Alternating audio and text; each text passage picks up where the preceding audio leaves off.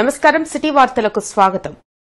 భద్రాద్రి కొత్తగూడెం జిల్లా టేకులపల్లిలోని gravity premier పాఠశాలలో శనివారం ముందస్తుగా కృష్ణాష్టమి వేడుకలు ఘనంగా జరిగాయి. విద్యార్థులు గోపికమ్మలు శ్రీకృష్ణుడిగా ముస్తాబై కృష్ణాష్టమి వేడుకల్లో పాల్గొని కనువిందు చేశారు.